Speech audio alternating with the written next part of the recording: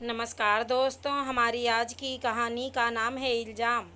कमला जी सुबह सुबह अपना स्नान वगैरह करके अपने कमरे में माला फेर रही थी। मुंह पर तो जय श्री राम चल रहा था, पर मन में कुछ और ही। उनके कमरे का दरवाज़ा खुला हुआ था, इसलिए बार बार अपनी बहू ममता को रसोई में आते जाते देख रही थी।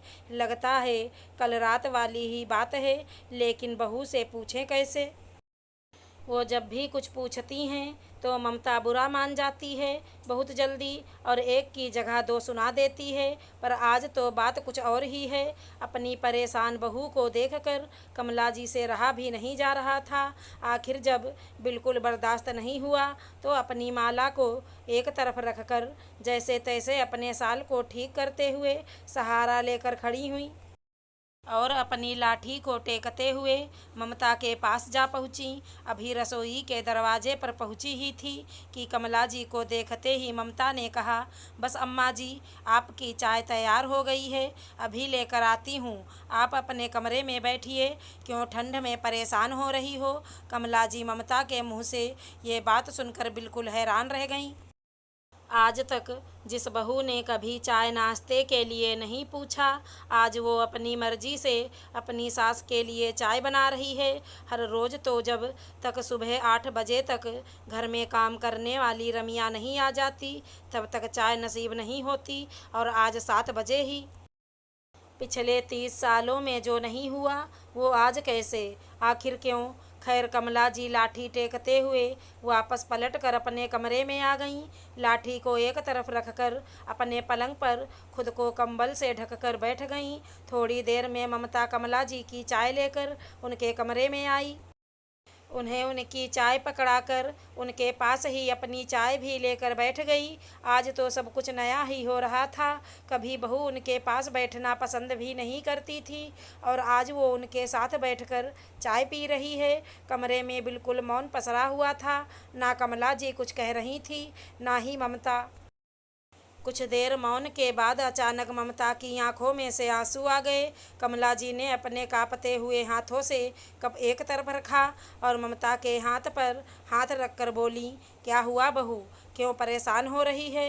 अगर तुझे ठीक लगे तो बता मुझे, क्या पता तेरी समस्या का कोई रास्ता निकल आए।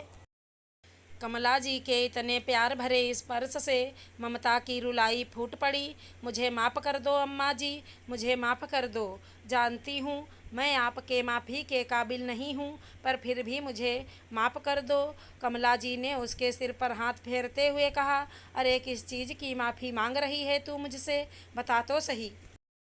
अम्मा जी, आप तो इतने सालों से मुझे झेल रही हो, मैं तो 3 महीने में ही परेशान हो गई। समझ गई हूँ आज मैं कि सास बनना इतना आसान नहीं होता। हर बार मैं आप पर इल्ज़ाम लगाती थी कि आप अपनी बहुओं से दोगला व्यवहार करती हो। आज समझ में आ रहा है कि आपके दिल पर क्या बीतती होगी। कहते हैं अपना कर्म लौट कर आता है, वो भी सूद समेत। आज वहीं तो हो रहा है मेरे साथ। मैंने आपके घर के 2 टुकड़े करवाए थे, और आज मेरी दोनों बहुओं के साथ साथ बेटे भी मुझ पर इल्ज़ाम लगा रहे हैं। अपनी बहू को इस तरह रोते देखकर कमला जी को वो दिन याद हो आया जब उनके घर में ममता बहू बनकर आई थी। अमीर घराने की ममता शुरू से ही नकचड़ी स्वभाव की थी, सीधे मुंह किसी से बात भी नहीं करती थी, और यह बात विदा होकर आने के दूसरे दिन ही पता चल गई। यहाँ घर की खास रिश्तेदार महिलाएं सुबह कुलदेवी के यहाँ जाने के लिए ममता और उसके पति आशीष का इंतजार कर रहे थे, पर अभी तक दोनों कमरे से बाहर नहीं निकले थे। सुबह 6 बजे ही निकल जाना था, लेकिन अब तो 7 बजने को आए थे। अम्मा जी के कहने पर उसकी जेठानी पूनम ने जाकर दरवाज़ा खटखटाया। बस इसी बात का ममता ने बतंगड़ बना दिया। जेठानी कौन होती है मुझे जगाने वाली, शर्म नहीं आती अपने देवर देवरानी के कमरे का दरवाज़ा खटखटाते हुए। थोड़ा सा लेट चले जाएंगे तो कुछ बिगड़ जाएगा क्या।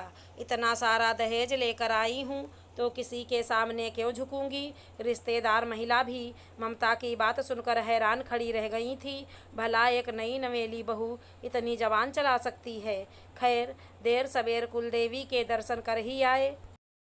उसके बाद तो आए दिन कोई न कोई बात को लेकर ममता घर की शांति को भंग किए रहती। खासकर अपनी जेठानी पूनम से तो उसकी बिल्कुल नहीं बनती थी। उसे हर पल यही लगता था कि कमला जी बड़ी बहू का साथ देती हैं। आए दिन कमला जी पर कोई न कोई इल्ज़ाम लगाती रहती। अरे आप तो सास हैं, घर में दो बहुएं हैं तो दोनों को एक जैसा ही मान देना चाहिए। पर नहीं, आप भी दोगला व्यवहार करती हो। इतना सारा दहेज लेकर मैं आई हूँ पर सारा प्यार बड़ी बहू को दिखाती हो। हमने तो तुमसे दहेज नहीं मांगा था, तुम्हारे माता पिता ने अपनी मर्जी से दहेज दिया है और फिर मैं क्यों दोगला व्यवहार करूँगी। मेरे लिए तो मेरे दोनों बच्चे एक जैसे हैं तो दोनों बहुएं भी एक जैसी ही होंगी। पर ममता को ना समझना होता, ना ही वो समझती। ममता के जुड़वे बच्चे होने के बाद तो स्थिति और भी ज़्यादा बदतर होती जा रही थी। अगर कमला जी पूनम के बेटे को खिलाती तो उसे लगता कि मेरे बच्चों के साथ भेदभाव कर रही हैं।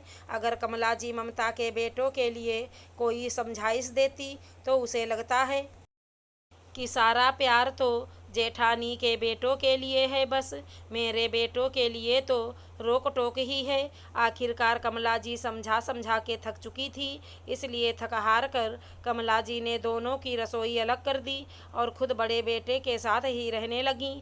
पर अभी तक भी ममता का यही हाल था।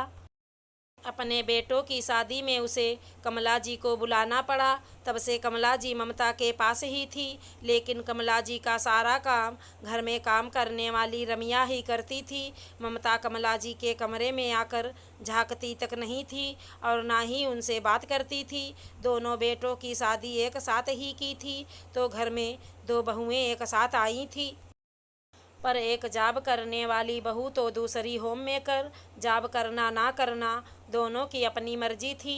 ममता ने किसी को रोका नहीं था, पर जॉब करने वाली बहू को लगता है कि मैं तो बाहर रहकर कमाती हूँ तो मैं घर का काम क्यों करूँ। वहीं घर संभालने वाली बहू को यह लगता है कि दूसरी बहू तो बन ठन के निकल जाती है, मैं क्या घर में नौकरानी हूँ।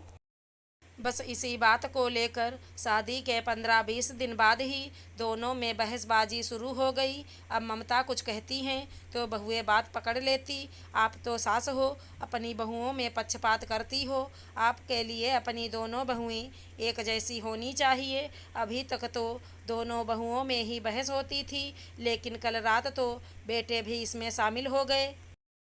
ममता ने बीच बचाव करने की कोशिश की तो दोनों तरफ से ममता पर इल्ज़ाम लगने लगे। जो कल घर में हो रहा था उसे देखकर ममता को अपना किया याद आने लगा था। हालांकि कमला जी ने भी रोकने की कोशिश की थी, पर जो अपनी सास की नहीं सुन रही वो दादी सास की क्या सुनती। आखिर दोनों बहुएं रूठकर अपने अपने मायके जाकर बैठ गईं, साथ में अपने पतियों को भी ले गईं। इसलिए आज घर में इतनी शांति पसरी हुई थी।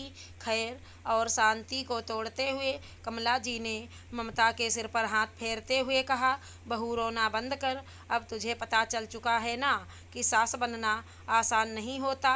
आप गलत नहीं होते हो, बस सास नाम ही ऐसा है कि हर कोई आपको गलत ही समझता है।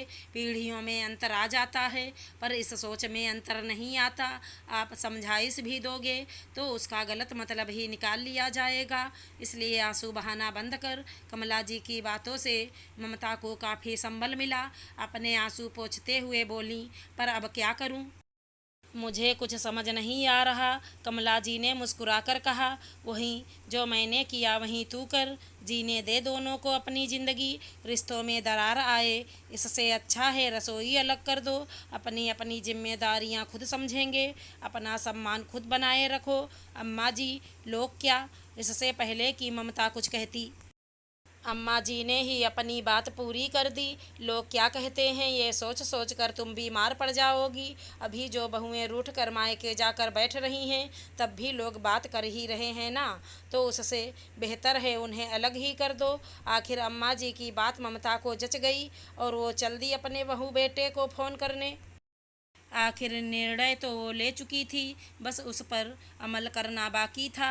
आखिर बेटों और बहुओं को बुलाकर रसोई अलग कर दी गई।